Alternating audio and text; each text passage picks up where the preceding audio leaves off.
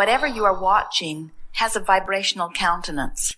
And whatever you watch or observe, you achieve vibrational alignment with it. So if you are watching what is, then you are offering a vibration about what is, so you are attracting more of what is. Sometimes people will say, I'm stuck. And we say, you can't be stuck because things are always changing. But if you feel stuck, it's because things are changing to the same thing over and over and over again. Those are really powerful words, changing to the same thing. Things are always in motion, so it's always changing, but you might be replicating what is. So when someone says, watch what is, we think what they're trying to say to you is, don't get too invested in trying to make a change that you don't believe you can make, because that just increases the stress and contradicts the energy. In other words, we can feel that they're trying to get you to get more into the place of allowing.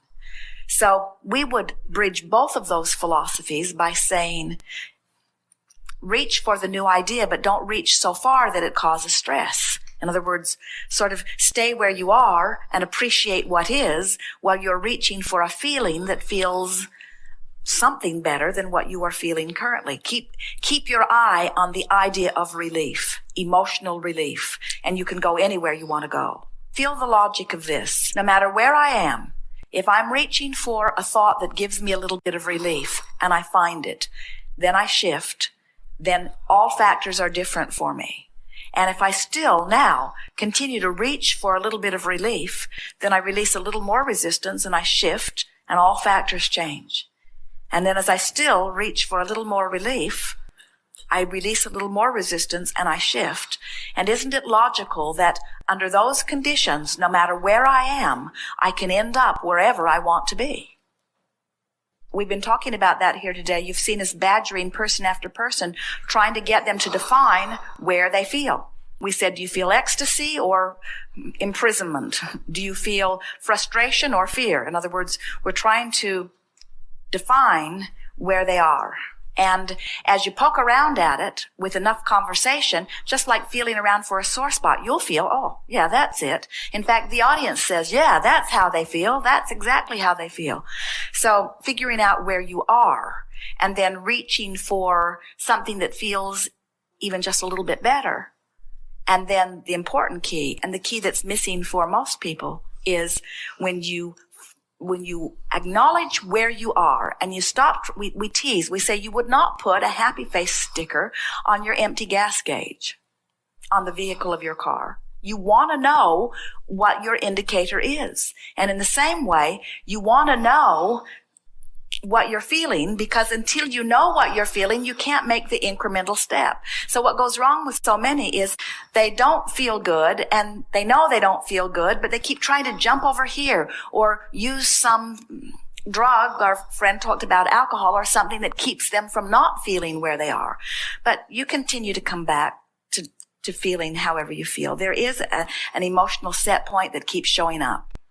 You can be someone who's very sensitive to energy. Esther can walk into a bookstore and feel confusion.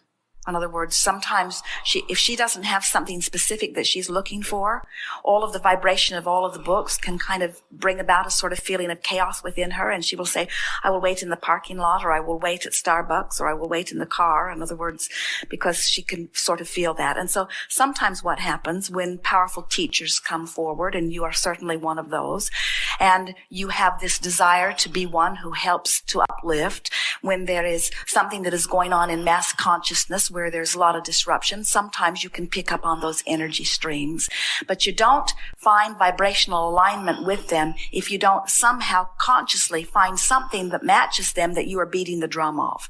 In other words, it's not possible for something to become activated within you because it's activated out there around you. Something in you you have to be focused upon something that is activating it. So the best thing to do is to say, mostly I feel pretty darn good. And occasionally, I feel this feeling of fear and sadness wafting through me. And I'm going to start paying attention next time I feel this feeling wafting through me.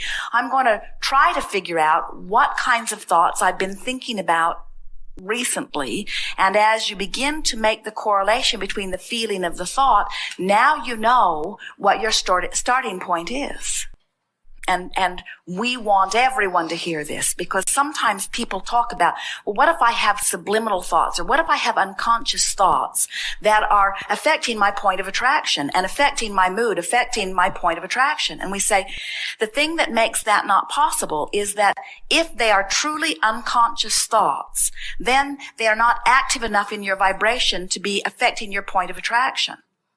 And if they are active enough to be affecting your point of attraction, then they're not unconscious and you are feeling emotion around them. So it is always accurate to say, if I'm feeling something, I ought to be able to figure out what thought has triggered the feeling. And that's really helpful. In other words, that means there's no mystery.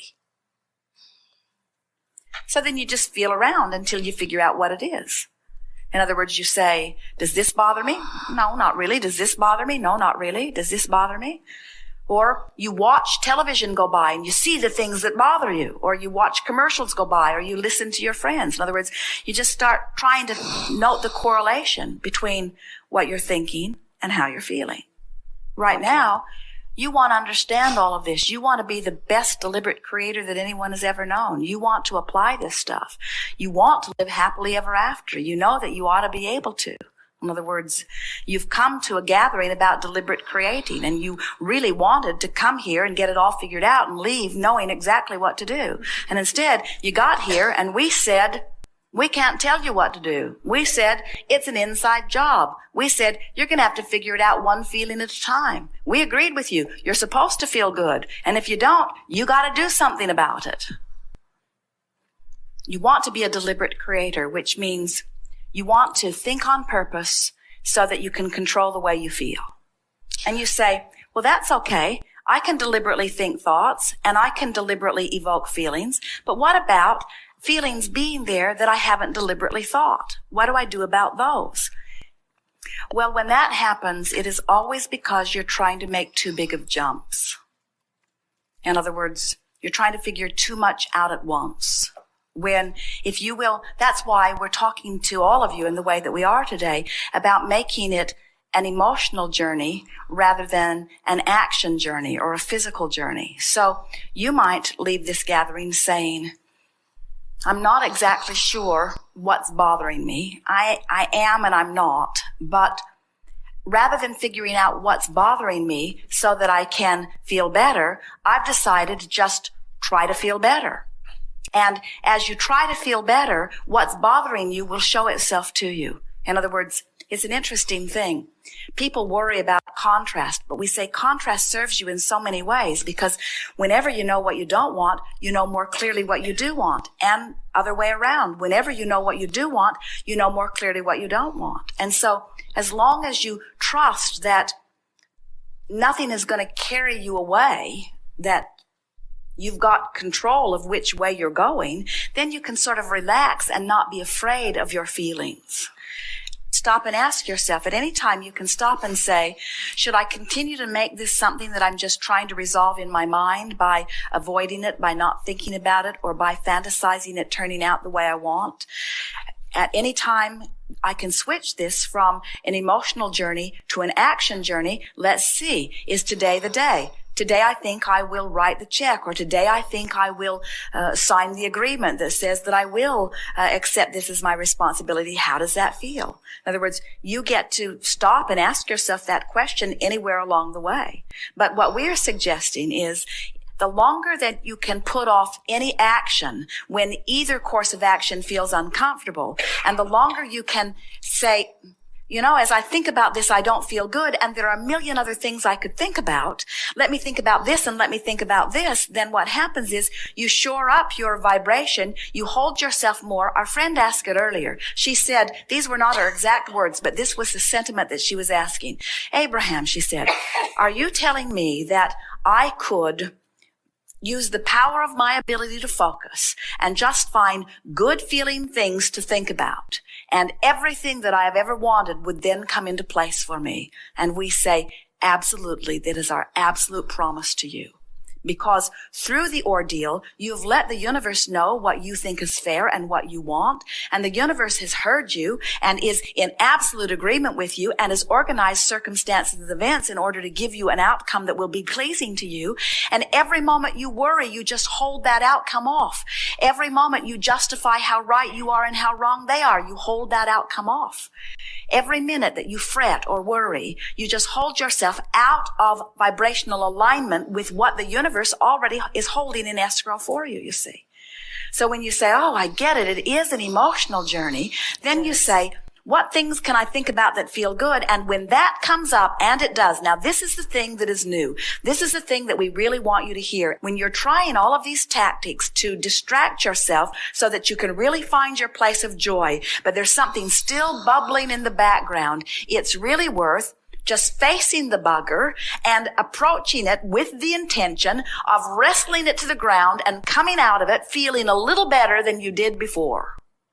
In other words, just working it around in your mind, making yourself somehow, some way feel a little better about it now than you did. And when you do, stop and say, oh, it's not all the way resolved, but I'm no longer powerless. I do feel better. I do feel better. And once you beat the drum of that better feeling for a day or two, in other words, you haven't resolved yourself all the way into ecstasy or into fulfillment. You just feel a little better than you did, but you're proud of feeling a little better than you did. And you feel so not out of control now because you're back in control of the way you feel. In other words, there is nothing like a free-spirited, freedom seeker, deliberate, creative genius like you that's going to bother you more than feeling like you don't have power of your own experience, you see. And sometimes these things that as time passes, you'll look back and you'll see this all as trivial. But we would not begin to call it trivial because it feels really big to you right here and now. It is real life. It's what you are cutting your vibrational teeth on. And it will serve you as you are able to feel better about it now. So just soothe yourself generally by saying it will get smaller or it doesn't matter or I'm going to figure it out, and off you go. What you're hearing us talking about here today is that if you are taking the emotional journey, then you should be able to eliminate the need for the condition to change. You should be able to achieve your feeling of peacefulness, regardless of what is going on in your environment. And when you do, then your environment will acquiesce to your vibration of peacefulness and will yield to you the serene environment that you are looking for. You're right on the brink, and we think that you feel this in many areas of your life. You're right on the brink of allowing so many things through, and you often wonder, what is it that I am doing? And we want to say to you, the thing that you're doing is the questioning, what is it that I'm doing? In other words, it's a little micromanaging. It's a little being too consciously involved. It's a little wanting too much of the credit, and we don't mean that different for you than from anyone else. In other words, that's a sort of human thing that you do where you've for so long been taught that you're here to prove worthiness that now almost everything that you do or every motion forward that you make, you're wondering if somebody's looking over your shoulder, making sure you're getting the credit for your progress. And when you relax a little bit and you say instead, well-being is supposed to come to me. That part's already done. Well-being is supposed to come. And my work is to relax and allow it to come. Then you are willing, maybe, to allow the universe to assist you in lots of different ways. The universe is helping you. The universe is helping all of you. There is no competition about that, you see. So just relax and let the guidance flow.